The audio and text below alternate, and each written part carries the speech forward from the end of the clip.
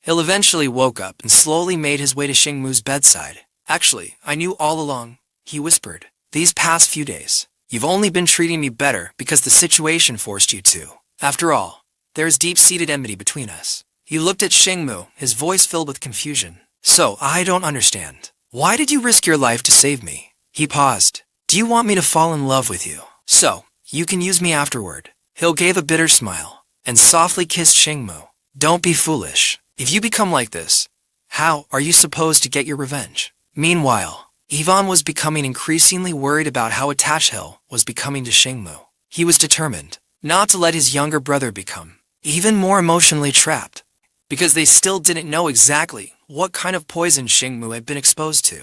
The doctor could only rely on his experience to guess the toxin and prepare a possible antidote, hoping it would slow the poison's effects. Hill remained beside him, terrified that something might happen to Xingmu. He could only silently pray that he would survive. In Xingmu's dream, he found himself standing in a barren forest. Suddenly, sharp thorns pierced through his body. His heart jolted violently, as though something were drawing the red liquid from within him. Then the thorns began to sprout. The lifeless forest slowly came back to life. A deer appeared among the trees. Then Xingmu heard someone calling his name. He slowly opened his eyes, and the first thing he saw was Hill, his face wet with tears. Hill immediately hugged him in excitement. Thank goodness, you're finally awake. Dr. Owen finally let out a sigh of relief. Ivan quickly asked, does that mean the prisoner can be saved? Dr. Owen nodded. If he survives tonight, we'll have more time to study the poison and develop a proper antidote. Xingmu slowly began remembering what had happened, but before he could fully process everything, he passed out again. Hill immediately panicked. Dr. Owen quickly reassured him. Don't worry, he's only just survived the critical stage. His body is still extremely weak. Let him sleep. From here, we'll take care of him. He then turned to Ivan. Your Highness, you've been awake all night too. Please go back and get some. Ivan later went to report everything to the king. But surprisingly, the king only cared about the assassin. He didn't even ask about Hill. The king warned Ivan to watch his attitude, and after their conversation, Ivan didn't dare say much more. The two of them analyzed the situation, but they still had no clear lead on the assassin. In politics and war, there are no permanent friends or permanent enemies. Ivan realized that whoever was behind the assassination clearly didn't want Aslania to obtain the power of the heavenly bloodline, and the more their enemies feared that power, the more valuable it had to be. That only made the king believe Xingmu was even more valuable. Ivan tried to reason with him, keeping a pure-blooded, Tatal royal prisoner just for the possibility of awakening the heavenly bloodline seems too risky. If you're only betting on the bloodline, aren't there still nobles from the Tatal branch families? The king looked at him as though he couldn't believe what he was hearing. Ivan continued arguing, but this time, the king finally lost his patience. Are you trying to challenge my authority as king? Ivan immediately stepped back in fear. The king coldly ordered him to remember his place and continue investigating the assassin. Back in the hospital room, Xingmu slowly opened his eyes. He saw Hill sleeping beside him, still quietly crying. For a moment, Xingmu's heart softened. He turned over, pulled Hill into his arms and gently patted his back. Only then did Hill finally calm down. Outside the room, Ivan witnessed the scene and clenched his teeth in frustration. If this continues, Hill is going to fall even deeper. He later pulled Dr. Owen aside. If Hill becomes pregnant, terminate it quietly.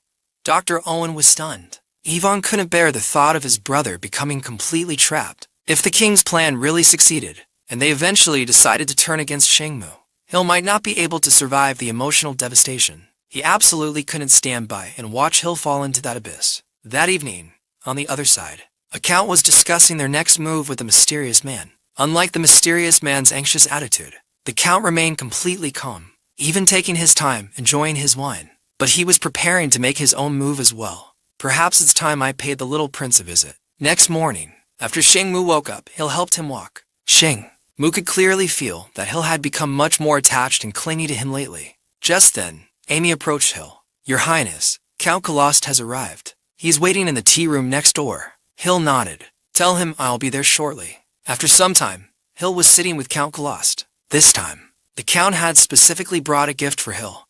It looked extremely valuable, and Hill actually felt a little embarrassed about accepting it. The Count laughed at his reaction. It would be my honor if I can make the little prince happy. Besides, other than things like this, what value do I have as a count anyway? Hill felt that he was always putting himself down. After exchanging a few pleasantries, the Count asked Hill if he could say a few good words for him in front of the king. Hill immediately realized that his father was planning to borrow money from the Kalost family again. They called it borrowing, but it seemed like they had never actually paid them back. The Count sighed. As a family that survived from the previous dynasty, the Kalost family once enjoyed a century of glory under Islania. Yet because of that, we've also been treated with hostility for all these years. Recently, we've finally managed to regain a tiny bit of our reputation by lending money to the kingdom and helping it win the war. This is truly a perfect investment. I sincerely thank His Majesty for giving our family such a glorious opportunity. Hill couldn't help wondering whether, without the Kalost family serving as his father's endless source of money, his father would have given up on attacking Tattle. But knowing his father's personality, he would definitely have found another way. The Count then brought up Hill, and that former third prince of Tattle. He's still by your side. How interesting. After they finished talking, the Count felt that since he had finally come into the palace, he might as well visit a distant relative. He then went to see Dr. Owen.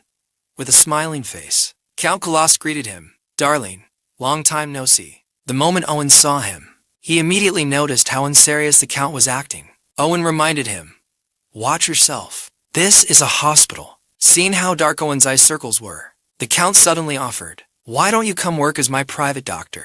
I'll pay you 10 times your current salary. Owen told him not to joke around. I actually prefer working here with everyone. The Count didn't say anything more. Instead, he asked, are you researching an antidote? Owen told him that he was. He then immediately pushed the Count out of the room. Thank you for coming to visit. We'll catch up at the next family gathering. Now, please don't disturb me while I'm working. Then he quickly closed the door. Count Kalost stood there smiling. Meanwhile, on the other side, Hill returned to the hospital room. Even though he had his own bed, he still sat down on Xingmu's bed and began admiring the gift the Count had brought him. The light from the gift caught Xingmu's attention. What are you playing with now? Hill happily explained. This is a gift from the Count. Sorry, is the light bothering you? Xingmu immediately turned his head away. It's broad daylight. Aren't you worried about blinding someone with that thing? Hill pretended to be offended. I've already been marked, and I still don't have a token of affection. What's wrong with accepting a gift? Xingmu sighed. Just then, he noticed a leaf being blown in through the window. He casually caught it and held it out to Hill. Here, this is for you. Hill's eyes lit up as he accepted it. Thank you. He naturally leaned against Xingmu's side. How did you know I like green? Xingmu looked at him in disbelief. It's just a fallen leaf. Is it really worth looking that happy over? But then he noticed something inside the gift box. It was his second brother's pendant. Why was his brother's pendant hidden among the Count Kalost gifts? What exactly did this mean? The more time Xingmu spent around Hill, the more he found himself unable to ignore his situation. Ever since the assassination attempt, Xingmu had been recovering. During this period, he only needed to wear the suppressive device that suppressed his strength. For now, he was temporarily free from the anesthetic and the chains. In a way, the assassination attempt had actually worked in his favor. According to the doctors, his heart and lungs had been damaged and could never fully recover. They claimed he would remain physically weak and sickly for the rest of his life. But the truth was, Xingmu had already regained his strength. If it wasn't because of their medical treatment, then could it be because of the power of the celestial bloodline? Xingmu decided to continue pretending to be weak in front of them. That way, he would have more opportunities to investigate the palace at night and gather information. But there was another unexpected discovery. Among the Count Kalost gifts were several gemstones that, when viewed from a particular angle, briefly revealed ancient celestial characters. The characters disappeared almost instantly, but Xingmu was certain he hadn't imagined them. He carefully connected the characters together. They formed a coded message. The meaning was roughly, modern layout, and then came a name. His second brother's name. Xingmu was stunned. His second brother was still alive, and he had been secretly making arrangements all this time to rescue them. For the first time in a long while, Xingmu felt a tiny sense of comfort. Later, he even received another small message through a magical artifact that controlled the butterfly.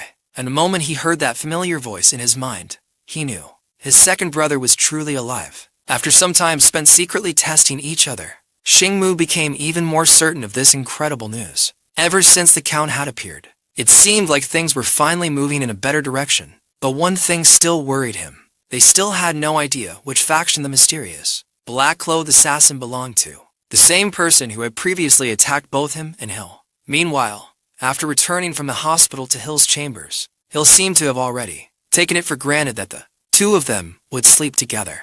But was that really a good idea? Xingmu looked at him and finally decided to let him have his way.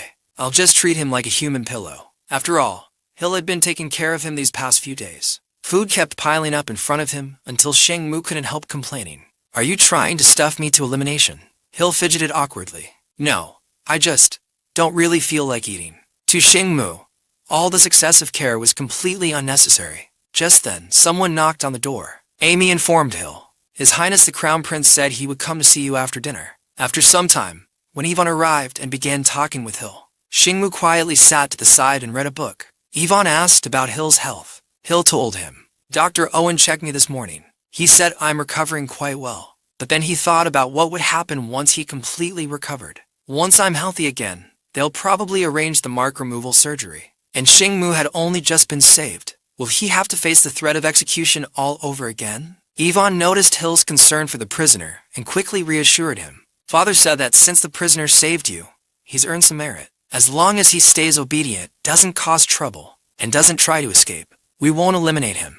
But this was actually a lie. Yvonne only said it because he didn't want Hill constantly worrying about Xingmu's life. Then Yvonne gave him another piece of news. People from the Kelly Empire have arrived. Their fifth prince and several envoys are here.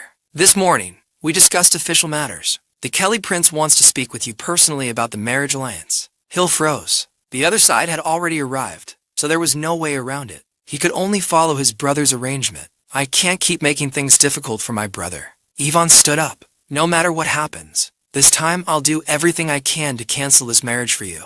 The other side wanted to meet as soon as possible. How about tonight's banquet? Later, in the evening, while Hill was changing clothes, Xingmu sat outside waiting quietly. When Hill finally walked out, he asked, Were you waiting for me to finish changing? Then he smiled. How do I look? Xingmu looked at him, then was momentarily stunned. Hill looked incredibly striking in his formal attire. But Xingmu immediately turned his head away.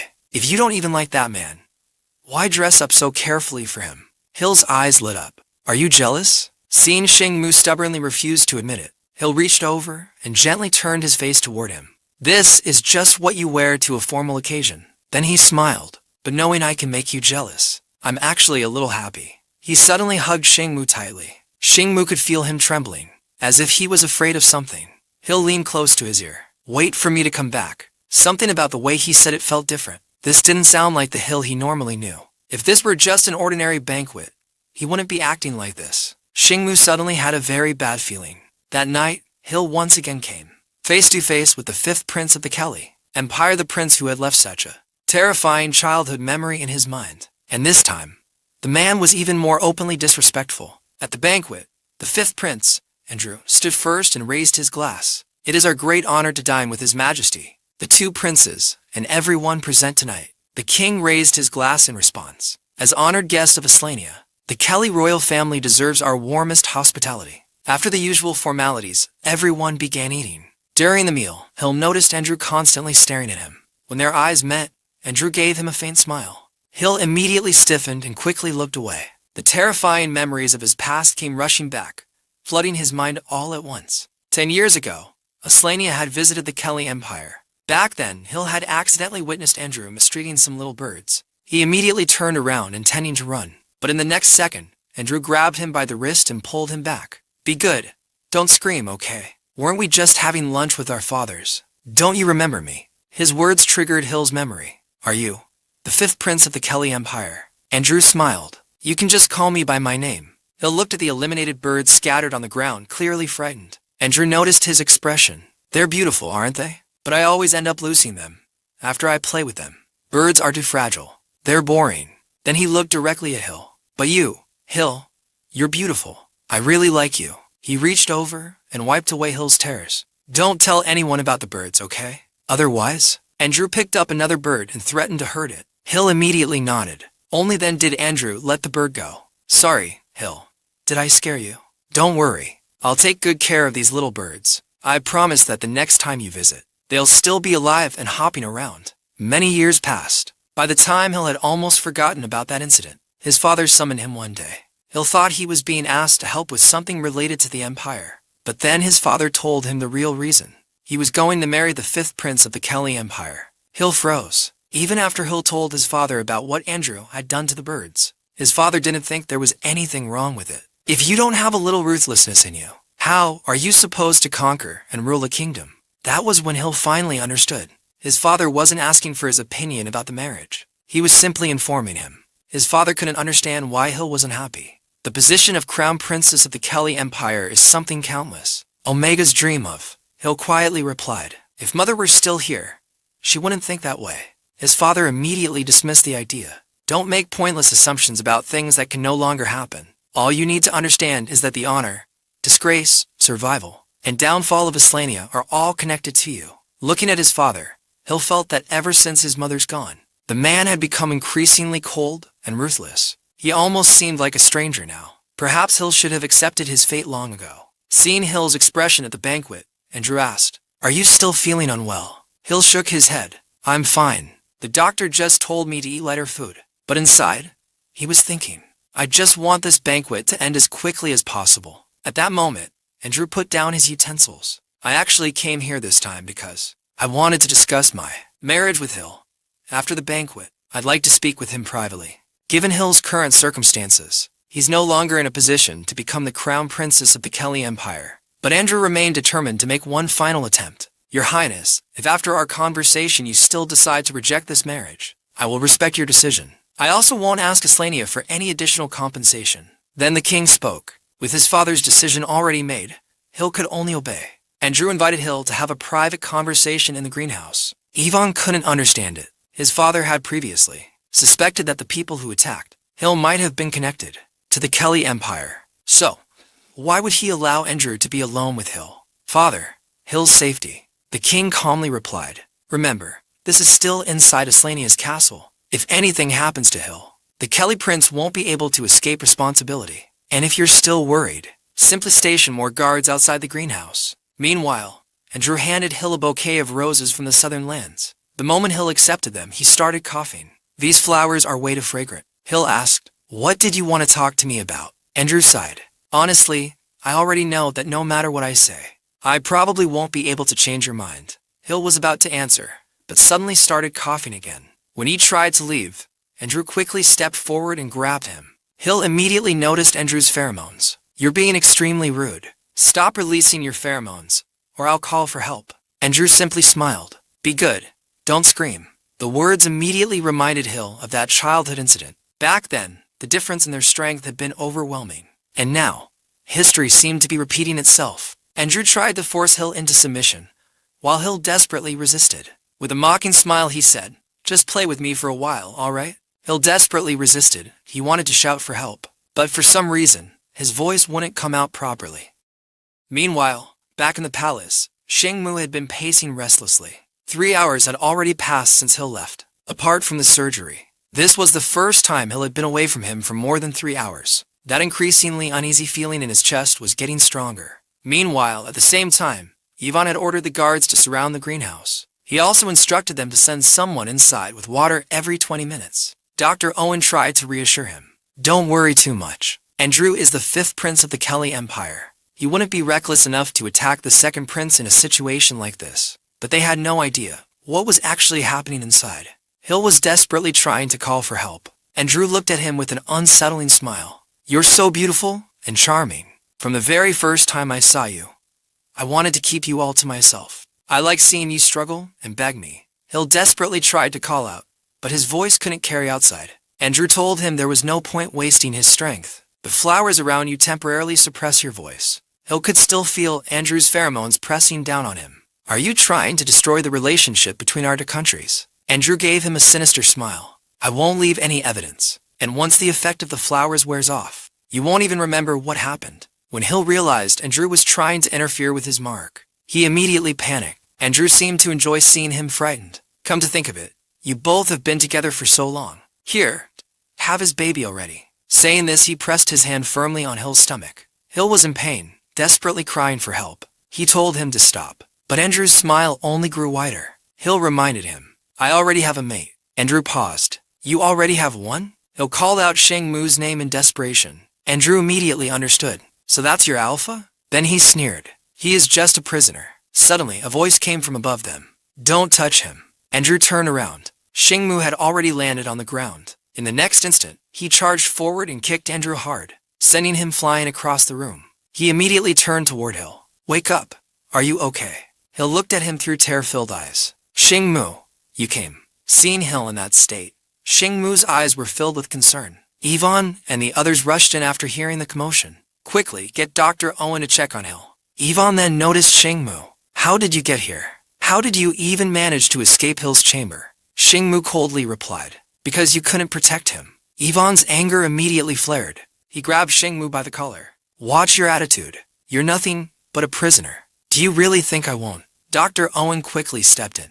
"Please calm down. Whatever you have to say can wait until His Highness is better." After examining Hill, Dr. Owen gave his initial assessment. "It appears that the alpha's pheromones cause severe mental distress. We can give His Highness medication, or we can have his marked alpha calm him through his pheromones. The latter would cause less strain on his body." Yvonne clearly didn't like the idea, but there was nothing he could say right now. "Take Hill back to his chambers and make sure he's properly cared for. I'll deal with the mess here." After they returned, Hill insisted on taking a bath. He kept feeling sick, and Dr. Owen tried to stop him. "If you're feeling this unwell, you shouldn't be bathing right now. You need to lie down and rest." But Hill refused. "There are traces of another alpha scent on me. It makes me feel sick. I have to wash it off first." Seeing how badly Hill was feeling, Dr. Owen began to suspect something else. Could he be pregnant? He decided that Hill would need a complete examination the following day. Hill then asked everyone to leave. Xingmu stays. Once they were alone, Hill quietly asked Xingmu to help wash away the other alpha scent. "You're my alpha. It's your responsibility and your duty." Xingmu had little choice but to help him. Hill then caught his hand. "Can you help me clean this area first? Andrew, touch me here." Xingmu's expression immediately darkened. He poured water over the area, clearly unhappy. Hill looked at him. "Are you angry?" When Xingmu admitted that he was, Hill seemed strangely pleased by his reaction. Xingmu immediately corrected him. "This isn't jealousy. No alpha could tolerate another alpha touching their omega." Then he asked, "Tell me, where else did he touch you?" Hill pointed out the general areas he could remember. "I don't remember much more. I just remember feeling terrified. All I could think about was calling your name. I never imagined you'd actually come." Xingmu wasn't sure what to make of it. Does he really need me this much? Or is this only because of the mark? Hill then became curious. "How did you even get here?" Xingmu answered, "Because of the mark. I could sense your condition. I followed you instinctively." Hill looked genuinely happy. "But weren't you still recovering? How did you manage something that difficult?" "I've recovered quite a bit." Xingmu narrowed his eyes. "Or are you already thinking about putting chains on me again?" Hill leaned against his shoulder and deliberately played innocent. "You know I wouldn't do that." Xingwu pointed out that his brother would. Yet even in this atmosphere, Xingwu somehow remained completely composed, calmly talking about someone else. Hill decided to push him a little further. "Then what does your pheromone smell like? I've sensed it so many times, but I still can't really describe it." Xingwu immediately realized that Hill was deliberately changing the subject. After Hill gave a rough description of the scent, he leaned closer and said, "I really like it." Xingwu immediately lost his composure and pushed him away. "Stop clinging against me." Hill asked if he was only acting this way because of the after-effects of his illness. Xingwu sounded a little aggrieved as he explained that he had been holding himself back for Hill's sake, so he wouldn't put any strain on his body. Hill told him that he was fine now and that he didn't want them to waste the time they had together. Xingwu could clearly sense Hill deliberately releasing his pheromones.